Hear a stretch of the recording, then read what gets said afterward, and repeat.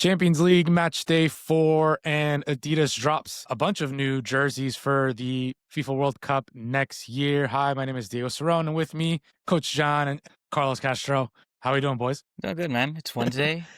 It's good, Wednesday. yeah. Wait, Wednesday pod, right? Yeah. Wednesday pod Wednesday. releasing Thursday. Yeah, we've been all over the place. We've been all over the place on the pod drops, but we're trying our best. Getting it done. Yeah. Just get it done. Bunch of Champions League action we'll go over. Some of the notable games, we'll go over the scoreline. Wanted to get your guys' thoughts on different games, different things that you guys saw. We'll definitely talk about in depth. So some of the notable scorelines: Arsenal 3-0 over Slavia Praga. Liverpool defeat Real Madrid in the Trent Alexander-Arnold return 1-0. Tottenham defeat Copenhagen 4-0. PSG lost to Bayern at home 2-1 with 2 goals from Luis Diaz. Man City rout Dortmund at home 4-1. Chelsea tie in Azerbaijan against Karabakh 2-2. Newcastle defeat Bilbao 2-0. Barca in a shootout against Club Brugge 3-3 in Belgium, and Inter win at home 2-1 against Karat. So some of the notable games there. But guys, what are some of your thoughts on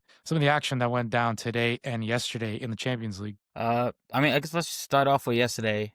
Hey, Johnny, I didn't watch the Arsenal game. I don't know what you saw. I know Nketiah started, right? Debut start. Yeah, Nketiah started his second start, his first in the Champions League. And, I mean, just overall, just a Solid performance from him, from Marino, guys like that. You know, the younger guys got to play. Ethan got a start. Max Dowman becomes the youngest UCL debutant to play, 15 years old and 300-something days. And we got a lot of young guys in, so that was a positive. And then we keep a clean sheet. So the defensive record keeps on increasing. I think they stay consistent with that. And then we're scoring goals. I mean, no Victor because he picked up a nice knock, apparently. But our makeshift 9, Marino, gets in and snags a brace. He can't complain, man. So it's going well for Arsenal. So only positives, right? The clean sheets are almost just as important as the wins now. I feel like next time you concede a goal, it's going to be a heartbreak. Yeah, I think it was like a penalty shot for Slavia Prague, and I was like losing my mind. I'm like, oh, fuck, here we go. But then I was like, kind of get it out the way, get the first one out, and then just go from there. So I guess the expectation of keeping the clean sheet no longer is held over our heads. I mean, I think if you can look at it the other way around, right? You're like, okay, cool, keep working for the clean sheets and keep trying to, I guess, beat the records that they're trying to set out to beat. I mean, obviously they probably don't talk about it, but everyone else does. So they don't talk about it maybe, but as defenders, you want to keep that clean sheet, and then obviously people are getting rotated in Nketiah, so you don't want to be part of that, the back four that lets up that goal. Yeah, you know exactly. what I mean? So definitely something internal and some internal competition. Real Madrid obviously lose to Liverpool in the Trent Alexander-Arnold housewarming. Wasn't so much of a friendly housewarming. He got subbed on pretty late and got booed by the fans. Any thoughts on that? Yeah, I mean, it was a good game to watch, entertaining. Liverpool came out victorious. They were the better team. I think Real Madrid came out pretty good in the first half. Try to continue what they were doing with Barca and pressing high, and the midfield was running. But then it just felt like they died out in the second half. And then at that point, Liverpool took over, and it was just domination at that point on there. And defensively, I think they did well. I mean, Mbappe was nowhere to be seen. Connor Bradley, I think, did a good job on Vinny, and I don't think we saw enough from Vinny trying to go at him and attack him. So one of the bigger storylines was Vinny getting pocketed by Connor Bradley. Do you think it's more like a more good job on Liverpool and how they were set up and their tenacity and their aggression on the press, or do you think Real Madrid being so poor on the build out and being so poor in certain positions in the final third kind of gave them that edge? Obviously they were organized, they were aggressive, they played well, but do you think Real Madrid being poor in important parts of the field kind of added on to that, right? Because Dean Howson was awful, and he's never that bad in terms of his passing and his ball retention and whatnot. He was woeful. Like, he didn't complete one pass. He gave the ball away easily. He was losing 1v1 battles. He was bad. I thought you guys were giving up a lot of fouls outside the 18 too often. Set pieces for Liverpool which and led to the goal. led to the goal, right? And obviously Courtois was fucking tremendous. Insane, bro. So he bails you out like 4 or 5 Yeah. times on set pieces, and then you guys continue to give him more set pieces. And then obviously in the attacking third with Vinny not being good enough because, I mean, at the end of the day, you think he should be putting a shift in against Bradley. I mean, in my opinion, right? I mean, Bradley's a good right back, but on Vinny's day, he's probably beating him. On paper, Vinny should beat him, Right? 9 out of 10 And times. and Mbappe, also another guy who wasn't good enough either, right? So Yeah.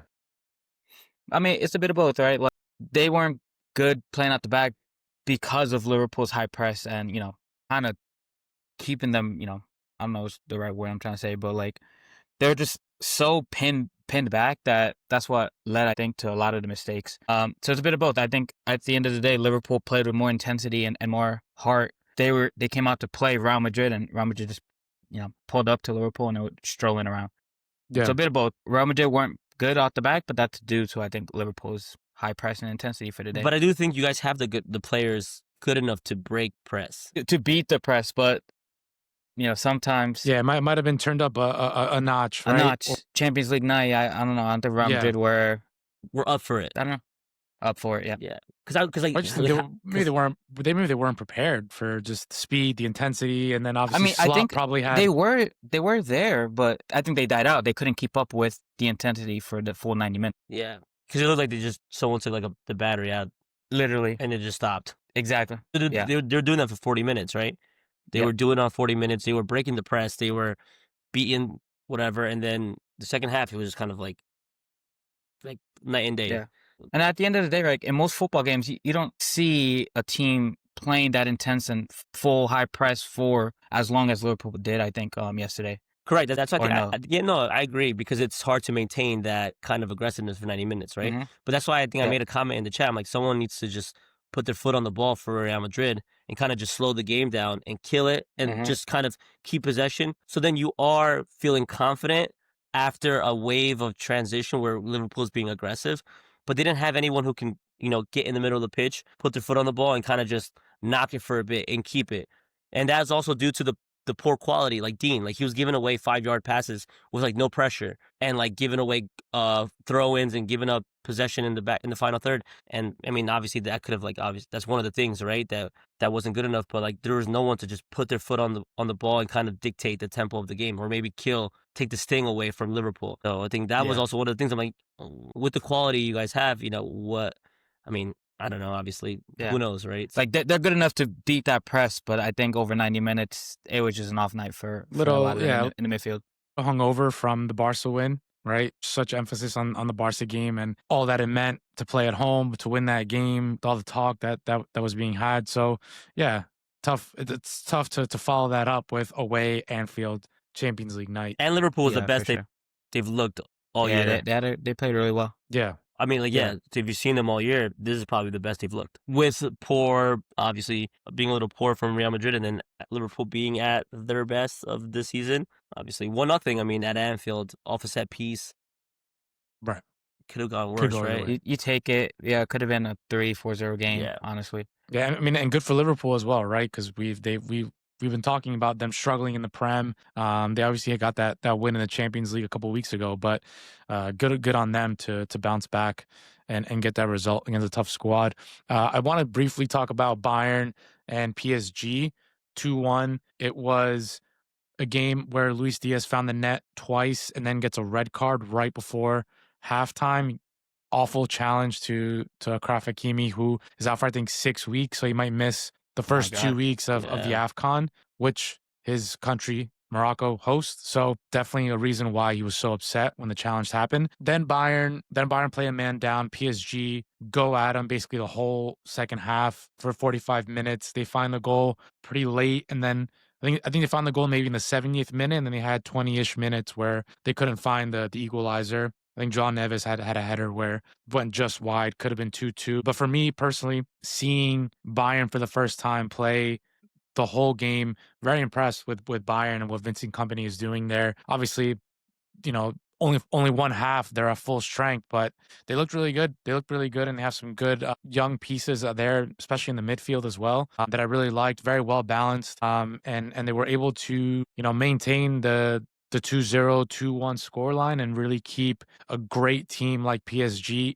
in Paris only to one goal, right, with one man down. So was really impressed with Bayern. And then you saw at the end of the game Company like sprinting to his team, and they all kind of just did like one unified huddle with the 10 men that were on the field. So it shows how great of a coach he's been, with obviously just how great of a start that they're having this season. But also you see how tight the group is and how everyone had to work hard. You saw, Harry Kane pretty much play defense the whole second half. So really impressed with Company and Bayern so far. Yeah, I mean, I think Bayern's one of the favorites to win Champions League this year. It's probably the best team or, form they've been in a few years.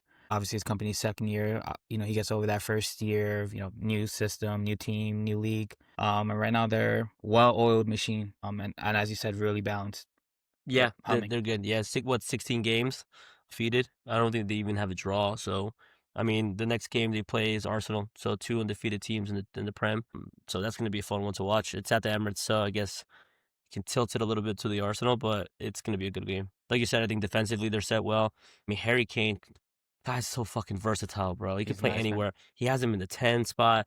There's times where he's dropping deep at the 6. I'm like, what the fuck's going can on? ping, Dude, too. he's insane. He has so much range to his game. Like, obviously, you can put the ball in the back of the net, but this guy's range of passing is, like, incredible. Like, he can turn and play, break lines, fucking thread the needle. I'm like, oh, this guy is fucking gonna make my life a living hell when it comes to the Emirates. Which is why it's so good. I mean, obviously Luis Diaz won't play in that game because of the red card, but with the Diaz, with Olise, with Gnabry, with these players that can just make those runs, it's to have Harry Kane as a 9 who can turn and thread that ball. They really do have something great. I think going. So that game will be interesting. That's the next game. Yeah, the 26th. Wednesday. Wow. Yep. We'll definitely look out for that one. Yeah, I think I'm gonna. I was talking to Isaiah because Isaiah's a Bayern fan. I think we're gonna go watch it somewhere. You should go to that. I was gonna say that Arsenal bar we went to, but if he's a Bayern fan and a whole Arsenal bar, that might be tough. We're gonna fucking jump. It might be tough. Yeah, it might be tough. Maybe a neutral bar, maybe like a Legends or something. Did you guys see the challenge Diaz to Hakimi? I didn't see it. Awful, dude. It's pretty bad. No, that's why I didn't know Hakimi was out. It's pretty bad. It's like a scissor challenge, and then when he hits him with the scissor, he pulls down his jersey. So like the guy's like twisting and he's just like bent over. It's not nice. It's pretty bad. Yeah, Hakimi goes in hard on the 50-50, wins the ball, and then takes a touch, and then Diaz leaves his feet and does like a lunge, 2 feet, and then kind of scissors the back of Hakimi's ankle. Fucking and then Hakimi's ankle gets caught. I mean, it was dirty. And sad to see Hakimi miss 6 weeks. 6 weeks as of right now. Yeah. I think it said like something about like I saw it. Fabrizio posted is like a couple weeks prior to rehab, and then like 4 to 5 or 6 weeks of rehab. It's like something like that. It's like so. It's like a pre-rehab. He's out for a couple weeks, so he can't do nothing, and then it's like 4 to 6 weeks of rehab. So he's out for like maybe 2.5 months.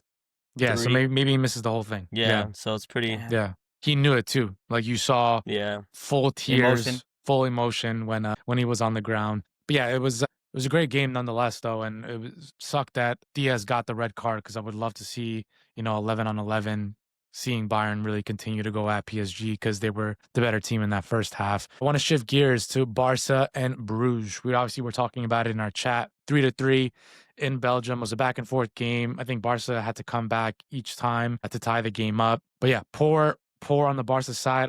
I think all 3 goals came from the high line, which Thierry Henry was crucifying on the post game on Paramount and CBS. But what are you guys' thoughts on the 3-3? I mean, you live by the high line, die by the high line, and we said it. And in Champions League, it's hard to win a Champions League, I think, playing with a high line because those are goals you can't be giving up in the knockout stages. But if that's how they're gonna play, it is what it is, right? You must be miserable. I don't see him. As a Barcelona fan, you have to be miserable. Not good. It's not good. Yeah.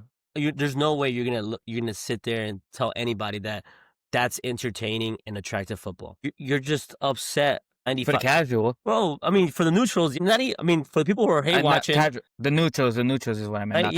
Right. It's fucking. I mean, it's there's no way you can be happy as an actual Barcelona fan. You're looking and thinking like, when are you gonna adjust? Because it seems like everyone's gotten the Everyone memo. knows. Yeah, everyone's gotten the Everyone memo, figured right? you out.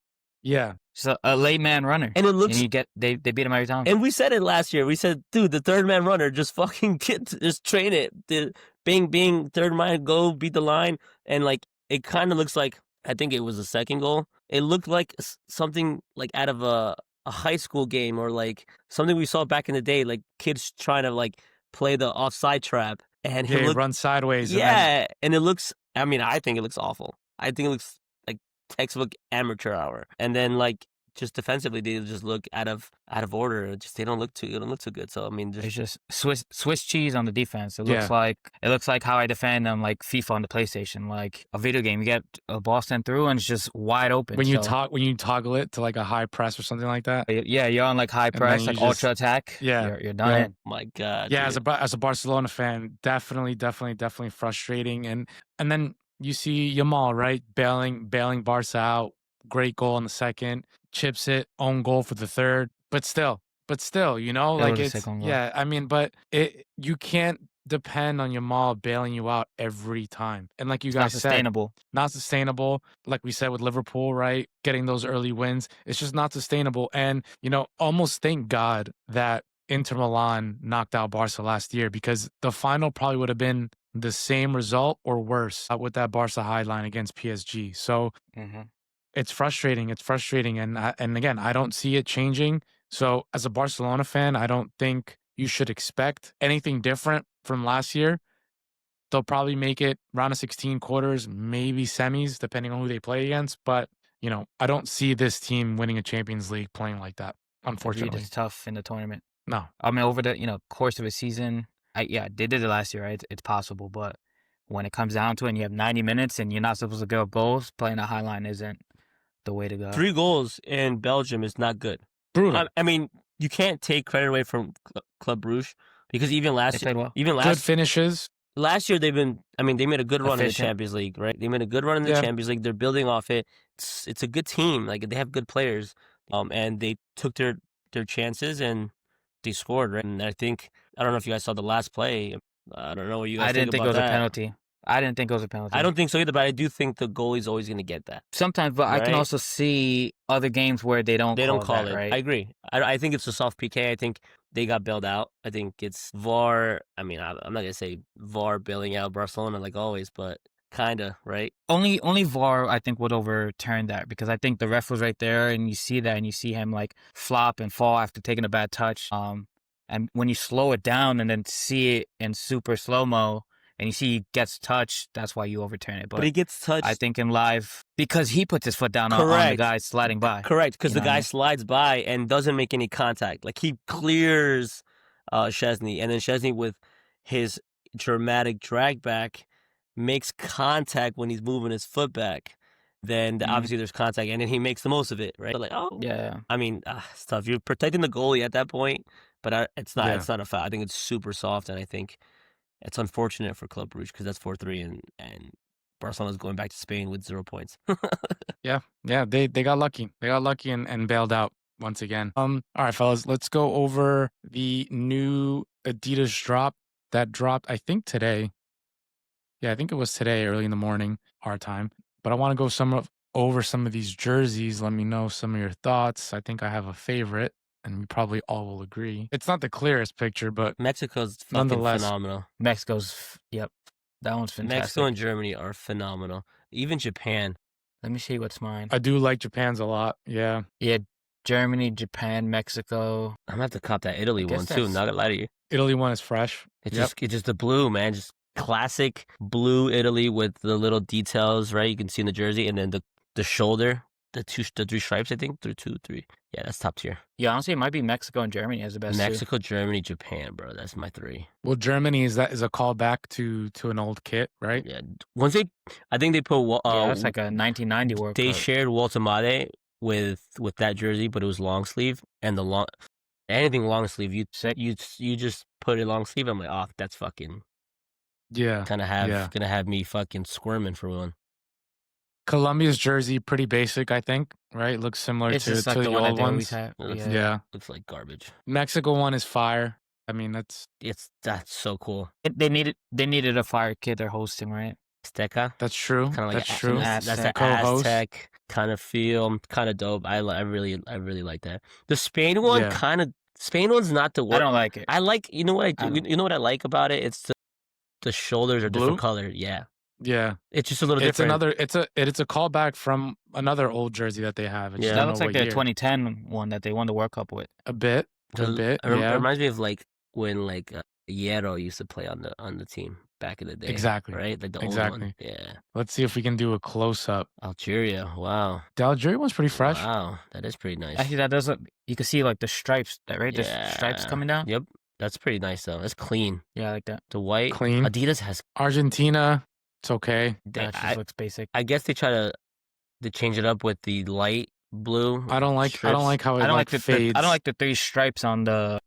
I think that's my favorite part of the jerseys. The on the shoulders, the 3 stripes. Yeah, I think I would agree don't with like that. I like them. I just don't like the. It looks like a It a just black looks like light. a navy blue. That looks like a black light. I don't like the color of the 3 stripes with the light blue Argentina one. Yeah, I think they. Yeah, I don't like how it's not like one whole color. Yeah, The looks stripes, like, you know. looks like a strobe light. Yeah, not their best. Belgium, It's nice. yeah, nothing crazy. 7 out of 10. Chile, we won't even Chile. talk It's about just Chile. it's just failed to qualify. Failed to qualify. That's Yeah, hilarious, actually. brutal. Costa Rica might be right there with them. Well, Colombia has a little detail in theirs, but still not the best. I think the detail's important. You just can't really tell though. By the Yeah, I pics. would agree. I would agree. Yeah, it probably is nicer in person with the detail. Costa Rica, Wow. Carlos. Oh, this is fine. That's pretty nice. It's the detail. Yeah. I need a cop if they make it. Even The detail, but the detail is like off color though. You know, it's like Yeah. purplish almost, or like blue, Yeah. Yeah, I like it actually. fresh. yeah, that's I mean, tough. we already spoke about this. This is What did tough. they rate this one? 7 out of 10? 7. I like it. The long sleeve is probably like a 9 out of It's 10. gotta be. See, look, cult classic, late 1980s, early 1990s. Die Mannschaft. Yeah, Hungry. That was the Hungry. last one that Adidas makes for them. that's true. They That's gave true. Italy a because 4 out of 10. I mean, in this I'm picture, it surprised- doesn't look that. I don't like it actually. I'm in this surprised picture. about that, honestly. That's harsh. That's really harsh. I wouldn't give it a 4. At least a 6. Yeah, I think 4 is a bit harsh, but maybe. No, yeah, I don't know. Maybe they expect something different. Japan 6 out of 5. Japan 6.5. Yeah, I mean, it has some cool detail. You can't really tell with this picture. The shit picture to post. Yeah, I know. Mexico's nice. Yeah, 8 out of 10. And they gave him a long sleeve, automatic +1. Automatic long sleeve. Yeah, Yeah. dude. All right. Leave Ireland I a think so. 9? Why is it 9 out of 10 for Get Northern the Ireland? fuck- What's the name of this guy who wrote this? Yeah, this Look is pretty let's- bad. Look at this guy's name when we're done with going through. Last name is probably like what? Yeah, O'Connor? it's not great. Peru is actually not bad. Something a little different here in the middle. Yeah, it looks okay. Yeah. 5 out of 10. Failed to qualify though. Qatar, 7. Okay. Come on, bro. That looks like cola Saudi morada, Arabia. bro. I actually kind Saudi of is like nice. Saudi Arabia's. Looks like a jersey you get in Sunday League. It does. Do you know what I mean? Like, So that's good. Yeah. So that's a 4.5. 4.5 is crazy though. It's not the best. I think they did too much with the thing. just blatant disrespect. I actually kind of like their old jerseys though. The Yeah. 2022 jerseys. Those are pretty fire. Scotland 7 out of 10. I guess this guy likes the simple stuff. This guy's fucking boring. Yeah. 5 out of 10 for 5 this out of jersey. 10. That's diabolical. He's not a fan of the multiple what's- multiple colors. What's he saying? Like, what's he saying in his description of it? He's just describing it. Yeah. Yeah, Doesn't really give Pinstripe why. design on the torso ads. This is fire. I like yeah, I it. like that one. I like it. Yeah, this is one of my more. Sweden's pretty nice too. Sweden is cool. Yeah, some detail on Yeah, there as that's well. nice. They only did half. You know how Spain has the full navy on the arms? I see. see Yeah, it? you're right. They broke it up, so they have just the shoulder part, I I like guess. that one. I like this one. It's like half. Yeah, Sweden's is nice. Smart. Shit. Ukraine, Not good. Fuck. I mean, don't love it. basic for Ukraine, I guess. I don't like that Ukraine logo. Yeah, Is that a fucking bunny? yeah, I don't, Looks like a I don't bunny. love it. Well, this is pretty nice. Yeah, it looks generic but clean. Venezuela failed to Venezuela, qualify. Actually, skip, pretty skip. nice jersey, gotta say though. They usually have pretty nice jerseys, honestly. I like the maroon. I like the color. Venezuela and Bolivia. They got nice jerseys, bro. Ecuador still like doesn't. It's pretty fresh. I like it. Wales, okay. I like. It's this across Wales. like this. Nice. I like Yeah, that. yeah, yeah. It almost looks like a warm up top. Like Looks if it was like a dope. long sleeve, like thick, Yeah. be a fresh warm up top. Yeah. Honestly, I like the collar of it. Yeah. It's Yeah. not Yeah. like, circular. It's like almost like this one, just like a triangle. All right. We went through all of them. Give me your Chris top Wright. 3, fellas. Yeah. Yeah, Chris Wright. Chris Chris Wright. Wright's the guy from ESPN who did the rankings. He's boring. Yeah. He's boring. I'm going to change mine now. I Right. saw Costa Rica. I think Costa Rica is my favorite bias, Top but I 3. thought that was really nice. Costa Rica? Costa Rica, Wow. I like the Wales. I thought was fire. Wales cool. So Costa Rica's 1, Wales 2. Now, I'm going to put Wales 4. Wales 4. Mexico 2. Germany 3. Wales 4. Yeah. Wait, so who's number 1? Costa Rica number 1. Costa Rica? So you got top Costa Rica, 4. Mexico, Germany, Wales. Okay. John? Yeah, I'm gonna have to go. I'm gonna go Germany 1. Gonna go Mexico 2. Gonna go. I might have to go Costa Rica. No, actually, go Wales 3. Wow, y'all like the Wales one, huh? Wales- All right, top Wales 3, top 3. 3, top 3. I thought Wales was class. Yeah, Wales is good. Wales is classy. I mean, I'll go Mexico 1 just because it really gives a nice throwback look Yeah. with the detail of the Aztec. I think it's like the Aztec calendar, maybe, Yeah. if I'm not mistaken. So I like the vintage look. So I go Mexico 1, Germany 2, Spain 3. The vintage I looks. like the old school looks. Wales contender for a top 3. Yeah, Yeah, that's fair. I think the old school. I think that's what gets me as well. I think for It's the retro I think for looks. Germany, yeah, the retro looks for me. It's just like The vintage look. I mean, Japan too. Japan's pretty fire Japan's as cool. well. I think that's also a callback to an old kit that they had. Okay, cool. We'll see when Nike drops theirs soon. Gotta hope Costa Rica makes this World Cup, man. Stop this. All right, fellas. Back to our new favorite segment, Howler of the Week or Howlers of the Week. Who wants to go first this week? I can go again. I can go first. I mean, I could go. It doesn't matter. I'll go. Okay. All right, so my howler of the week this week is, as a whole, Tottenham Hotspurs. As a whole, as a fan base, as a stadium, as a team. Howlers. Johnny's just all of them. cracking up. Howlers.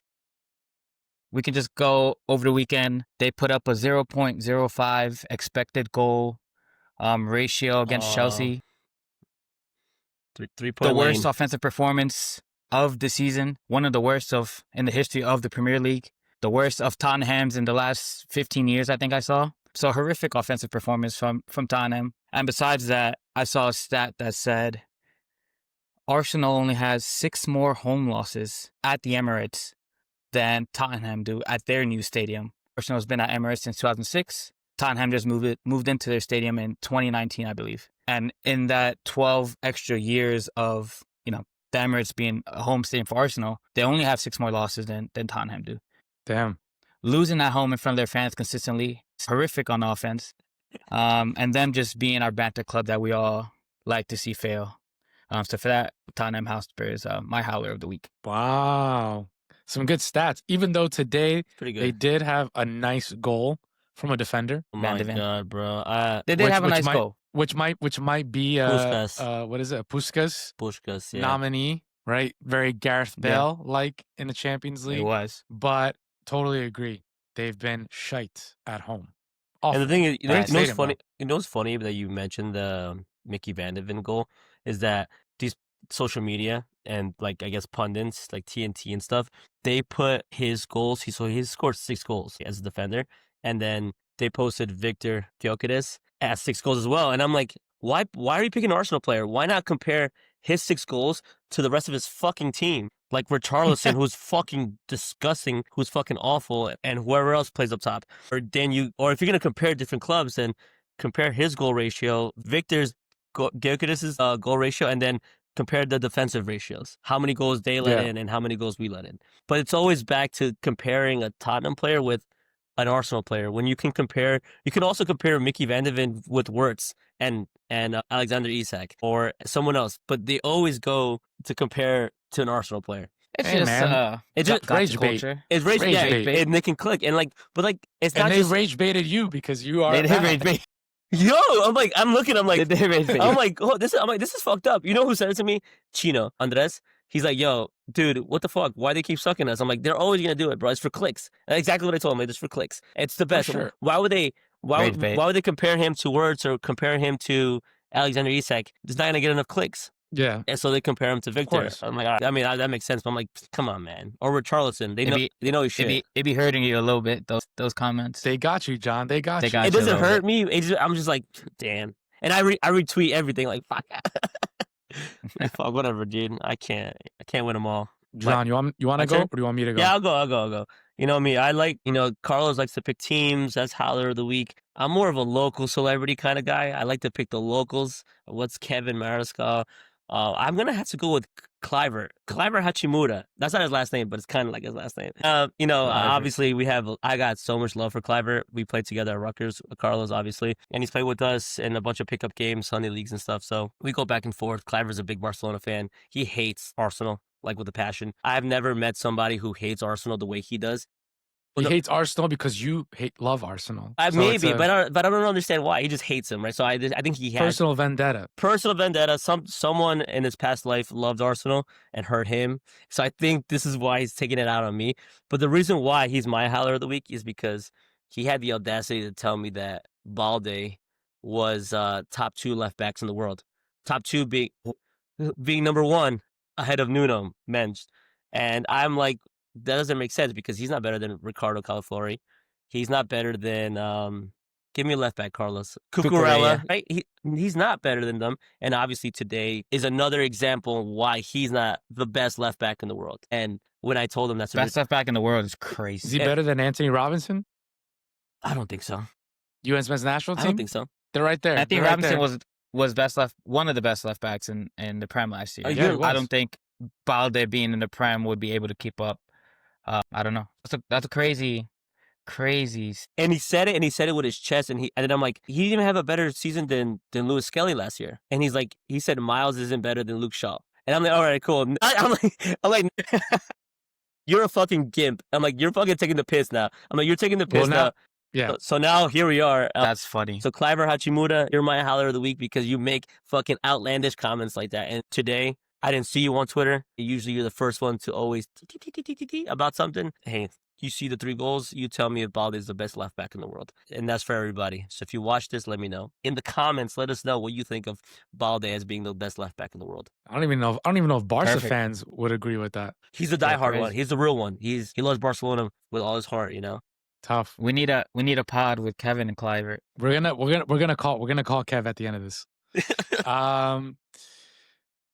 My Howler of the week is going to go to Hansi Flick. Oof. Because, Jesus Christ, how many more times do we need to see this High Line just get absolutely demolished? And no offense to Club Brugge, but damn, 3 goals. Easy 3 goals, too. And could have been more. Like we talked about some of the opportunities that slipped away from Club Brugge today. Poor, very, very hard-headed. Love the guy. I think he's done a really great job of bringing this Barca team, this young team together and really making them mesh with some of the older guys, Lewandowski, De Jong, right? But poor. I think he has to find a way to adjust. If not, he's going to get picked apart sooner rather than later. And I think if he doesn't go to the final or win the final this year, he's probably gone, right? So you either change and do something about it, or you're just wasting a really talented Barca team and the last years of Lewandowski. So Hansi Flick, you are my Howler of the week. No good, Hansi. I'm so happy. Carlos, call Kev. How do I just on the phone? Just put him on the phone. Wait, the last time I did this, I think we disconnected because I have to take off my headphones. Do you? So try it. Let me try. Yo, you're on the podcast right now. You think Xabi kind of fucked up with the way he put out the team? Well, it's as a Madrid fan that fucking watches every game, is the same shit. We have good fucking first 15 minutes. We look great. First 15, 20 minutes look fantastic. And then it's the same shit every fucking game. We die out. Second half, did we even have a shot aside from like the Mbappe miss? No, not much. Not much in the second half. All right, that's the whole problem. We have no fucking offense. The whole year. We don't do shit. And we can't defend a fucking set piece or a header for our lives. Yeah, I mean, honestly, Vinny getting pocketed by Connor Bradley was horrific, man. and that I have no clue. It's the exact same shit that I hate about a Barcelona team. We get the ball, we get to the top, and we recycle the ball fucking 50 times a game. Yeah, bro. All right. We're gonna add you to this call one of these weeks so you can we can spaz out. All right, bro. But did you guys hear that clearly? Yeah, perfectly. For the most part, yeah, it was pretty good. That was hysterical. Yeah, he'd be angry, bro.